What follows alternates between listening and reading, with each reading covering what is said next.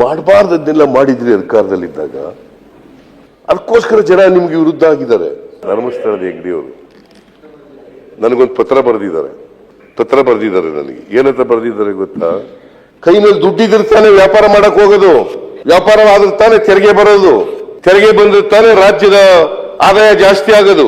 ಈ 5 ಗ್ಯಾರಂಟಿಗಳಿದಾವಲ್ಲ, ಈ 5 ಗ್ಯಾರಂಟಿಗಳಿಂದ ವರ್ಷಕ್ಕೆ ಸುಮಾರು 52,000 ಕೋಟಿಗೂ ಹೆಚ್ಚು ರೂಪಾಯಿ ಖರ್ಚಾಗುತ್ತೆ. ಒಂದು ತಿಂಗಳಿಗೆ ಒಬ್ಬರಿಗೆ 4,000ದಿಂದ 5,000 ರೂಪಾಯಿ ಸಿಗ್ತದೆ. ಅವ್ರಿಗೆ ದುಡ್ಡು ಕೊಡೋದಲ್ವಾ? ಅವ್ರ ಕೈಗೆ ದುಡ್ಡು ಕೊಡೋದಲ್ವಾ? ಕೈ ಮೇಲೆ ದುಡ್ಡಿದ್ರೆ ತಾನೇ ವ್ಯಾಪಾರ ಮಾಡಕ್ ಹೋಗೋದು, ವ್ಯಾಪಾರವಾದ್ರೆ ತಾನೇ ತೆರಿಗೆ ಬರೋದು, ತೆರಿಗೆ ಬಂದ್ರೆ ತಾನೇ ರಾಜ್ಯದ ಆದಾಯ ಜಾಸ್ತಿ ಆಗೋದು, ಆದಾಯ ದುಡ್ಡಿದ್ರೆ ತಾನೇ ಕಾರ್ಯಕ್ರಮ ಮಾಡೋದು, ಬಡವರಿಗೆ ದುಡ್ಡು ಆಗಿದ್ರೆ ತಾನೇ ವ್ಯಾಪಾರ ವಹಿವಾಟು ನಡೆದ್ರೆ, ಕೈಗಾರಿಕೆಗಳು ನಡೆದ್ರೆ ತಾನೇ GDP ಬೆಳವಣಿಗೆ ಆಗೋದು. ಒಂದಕ್ಕೊಂದು ಸಂಬಂಧ. ಮಿಸ್ಟರ್ ಪೂಜಾರರೇ, ದುಡ್ಡಿರ್ಬೇಕು. ಈಗ ಕೊರೋನಾ ಬಂದಿತ್ತು, ದುಡ್ಡಿರಲಿಲ್ಲ ಯಾರ ಹತ್ರ. ನಾನು ಹೇಳಿದೆ ಒಂದಷ್ಟು ದುಡ್ಡು ಕೊಡ್ರಿ ಅವರಿಗೆ ಪಾಪ ಅಂತ. ಎಲ್ಲರ ಕೈನಲ್ಲೂ ದುಡ್ಡಿದ್ರೆ ಮಾತ್ರ ಡೇ ಟು ಡೇ ಜೀವನ ನಡೆಯೋದು. ನಿಮ್ ಪ್ರಧಾನಮಂತ್ರಿಗಳೇ ಹೇಳಿದ್ದಾರೆ, ಈ 5 ಗ್ಯಾರಂಟಿಗಳನ್ನ ಜಾರಿ ಮಾಡಿದ್ರೆ ಯಾವುದೇ ರಾಜ್ಯ ಉಳಿಯಲ್ಲ, ದಿವಾಳಿ ಆಗ್ತದೆ ಅಂತ ಹೇಳಿದ್ದಾರೆ. ಯಾವುದೇ ರಾಜ್ಯ ಉಳಿಯಲ್ಲ, ದಿವಾಳಿ ಆಗ್ತದೆ ಅಂತ. ನಾನು ಹೇಳಿದ್ದೀನಿ 5 ಗ್ಯಾರಂಟಿಗಳನ್ನ ಉಳಿಸ್ತೀವಿ. ನಾವು ಯಾವುದೇ ಕಾರಣಕ್ಕೆ ರಾಜ್ಯ ಆರ್ಥಿಕವಾಗಿ ದಿವಾಳಿ ಆಗಲಿಕ್ಕೆ ಬಿಡಲ್ಲ.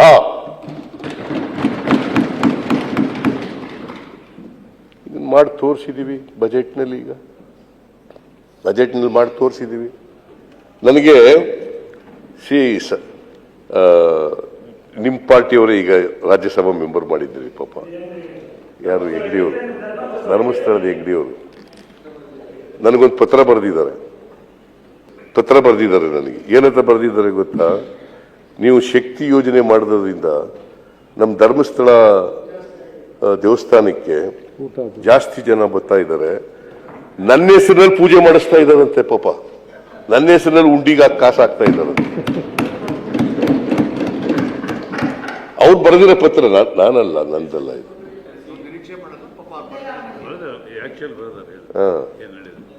ಆದ್ರೆ ಅದು ಅವರು ನೀವೇ ರಾಜ್ಯಸಭಾ ಮೆಂಬರ್ ಮಾಡಿದ್ದೀರಿ, ಅವ್ರು ನಿಷ್ಪಕ್ಷಪಾತವಾಗಿ ಬರೆದಿದ್ದಾರೆ ಪಾಪ. ಅಷ್ಟೇ. ಏನ್ ನಡೀತಾ ಇದೆ ಅದನ್ನ ಮಾಡಿದ್ದಾರೆ. ಏನಮ್ಮ ತಾಯಿ? ಈಗ ಮಾನ್ಯ ಅಧ್ಯಕ್ಷರು ವೀರೇಂದ್ರ ಹೆಗಡೆ ಹೇಳ್ತಾರೆ, ಇರ್ಲಿ 5 ಗ್ಯಾರಂಟಿಗಳು ಬಂದ್ಬಿಡ್ತೀನಿ ನಾನು. ಎಲ್ಲರೂ ಖುಷಿ ಅದಾರ. ಕರ್ನಾಟಕದ ಜನ ನಿಮಗೆ ಇವರು ಇಷ್ಟೆಲ್ಲ ಮಾತಾಡ್ತಾರಲ್ಲ, 7 ಜಿಲ್ಲೆಗಳಲ್ಲಿ 0 ನೀವು. 7 ಜಿಲ್ಲೆಗಳಲ್ಲಿ ಅಧಿಕಾರ ಮಾಡದಂತ ಪಕ್ಷ 7 ಡಿಸ್ಟ್ರಿಕ್ಟ್ಸ್ ನಲ್ಲಿ 0. ನಾವು 1 ಜಿಲ್ಲೆಯಲ್ಲಿ 0 ಇದೀವಿ, ಅದನ್ನು ಅಡ್ಮಿಟ್ ಮಾಡ್ಕೊತೀನಿ ನಾನು. ಉಡುಪಿನಲ್ಲಿ ವಿ ಆರ್ 0. ನೀವು 7 ಜಿಲ್ಲೆಗಳಲ್ಲಿ 0, ಒಬ್ರು ಗೆಲ್ಲಕ್ಕಾಗಿಲ್ಲ.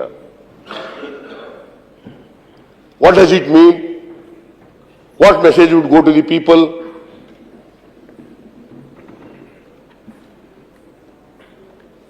ನೀವು ಮಾಡಬಾರ್ದನ್ನೆಲ್ಲ ಮಾಡಿದ್ರಿ ಅಧಿಕಾರದಲ್ಲಿದ್ದಾಗ. ಅದಕ್ಕೋಸ್ಕರ ಜನ ನಿಮ್ಗೆ ವಿರುದ್ಧ ಆಗಿದ್ದಾರೆ. ಅದನ್ನೇ ಮುಂದುವರಿಸಿದ್ರೆ ನಾವು ಈಗ, ನೀವು ಏನ್ ಹೇಳ್ತಿದ್ರಿ, ಕಾಂಗ್ರೆಸ್ ಮುಕ್ತ ಭಾರತವನ್ನು ಮಾಡುತ್ತೇವೆ. ನಾವು ಅದು ಹೇಳಕ್ ಹೋಗಲ್ಲ. ಬಿಜೆಪಿ ಮುಕ್ತ ಭಾರತ ಮಾಡ್ತೀವಿ ಅಂತ ಹೇಳಕ್ ಹೋಗಲ್ಲ. ಅಥವಾ ಬಿಜೆಪಿ ಮುಕ್ತ ಕರ್ನಾಟಕ ಮಾಡ್ತೀವಿ ಅಂತ ಹೇಳಕ್ ಹೋಗಲ್ಲ. ಆದ್ರೆ ಒಂದು ಮಾತ್ರ ಹೇಳ್ತೀವಿ, ನೀವು ಯಾವತ್ತೂ ಅಧಿಕಾರಕ್ಕೆ ಬರಬಾರದು, ವಿರೋಧ ಪಕ್ಷದಲ್ಲೇ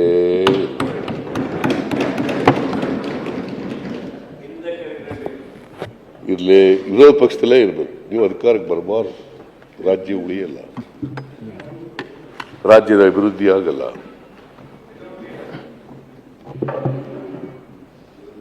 ರಾಜ್ಯದಲ್ಲಿ ಜನಪರವಾದಂಥ ಕೆಲಸಗಳು ನಡೆಯಲ್ಲ. ದಲಿತರಿಗೆ, ಹಿಂದುಳಿದವರಿಗೆ, ಅಲ್ಪಸಂಖ್ಯಾತರಿಗೆ, ಬಡವರಿಗೆ, ರೈತರಿಗೆ ನ್ಯಾಯ ಸಿಕ್ಕಲ್ಲ.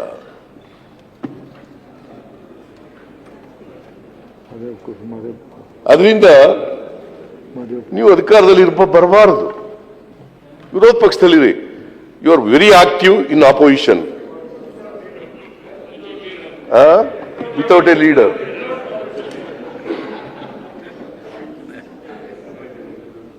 ಅಧಿಕಾರಕ್ಕೆ ಬರಬಾರದು, ನೀವು ಆಪೋಸಿಷನ್ ಇರಲಿಕ್ಕೆ. ಅದು ಏನು ಅಧಿಕಾರಕ್ಕೆ ಯಾಕೆ ಬಂದ್ರಿ ಗೊತ್ತಾ? ನೀವು 1977 ನಿಮ್ನೆಲ್ಲ ಸೇರ್ಕೊಂಡು ಜನತಾ ಪಾರ್ಟಿ, JP ಅವರು ಜನತಾ ಪಾರ್ಟಿ ಮಾಡ್ಬಿಟ್ರು ನಿಮ್ನೆಲ್ಲ ಸೇರಿ. ಅದಕ್ಕೆ ಮೊದಲು ಜನಸಂಘ ಅಂತ ಇತ್ತು.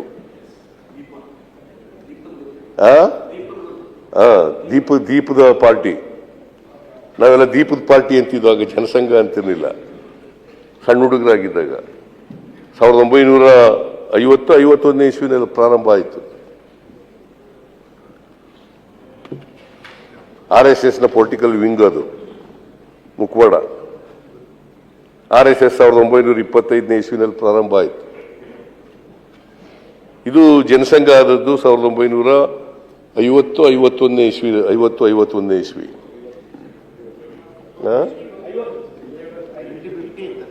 1950. ಅಲ್ಲ, ಅವ್ರಕ್ಕಿಂತ ನಿಮ್ಗೆ ಜಾಸ್ತಿ ಗೊತ್ತೈತಿ. 77ವರೆಗೆ ಇವ್ರು ಎಲ್ಲಿದ್ರು ಅಂತಲೇ ಗೊತ್ತಿರಲಿಲ್ಲ.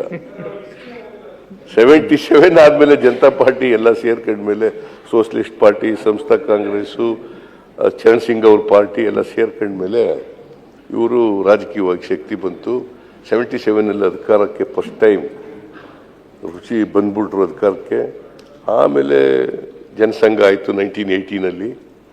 ಅಲ್ಲಿಂದ ಅಲ್ಲ, BJP ಆಯಿತು 1980ನಲ್ಲಿ. BJP ಆಯಿತು. ಅಲ್ಲಿವರೆಗೆ BJP ಇರಲಿಲ್ಲ, ಜನಸಂಘ ಅಂತ.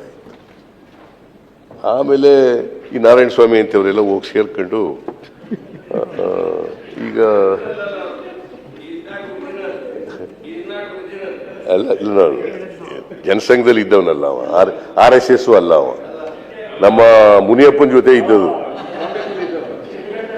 ಸಿಡ್ಲಘಟ್ಟ ಮುನಿಯಪ್ಪನ ಜೊತೆ ಇದ್ದದು, ವಿ ಮುನಿಯಪ್ಪನವ್ರ ಜೊತೆ ಇದ್ದದು. ಈಗ ನೀವು 11-15 ಸ್ಟಾರ್ಟ್ ಮಾಡಿರಿ. ಅಲ್ಲ, ಅಬ್ಜೆಕ್ಷನ್ 11-15 ಸ್ಟಾರ್ಟ್ ಮಾಡಿ.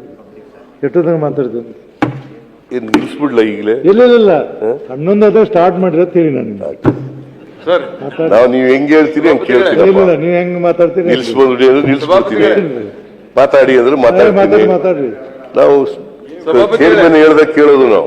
ಮಾತಾಡಿ ಎಲ್ಲರಿಗೂ ಒಂದು ನಿಮಿಷ. ನಾವೆಲ್ಲ ಒಂದ್ ನಿಮಿಷ ಸರ್, ನಾವೆಲ್ಲ ಹೊಸಬರು ಸಭಾಪತಿಗಳೇ, ನಾವೆಲ್ಲ ಹೊಸಬರು, ಬಹಳ ಜೂನಿಯರು. ಹೊಸಬ್ರ ನೀವು? ಸೆಕೆಂಡ್ ಟರ್ಮ್ ಇದು ಇಲ್ಲ ಸರ್, ಹೊಸಬ್ರ ಫಸ್ಟ್ ಬಂದವರು. ನಮ್ ಜೊತೆ ಇದ್ದಾಗ ಹೊಸಬ್ರು.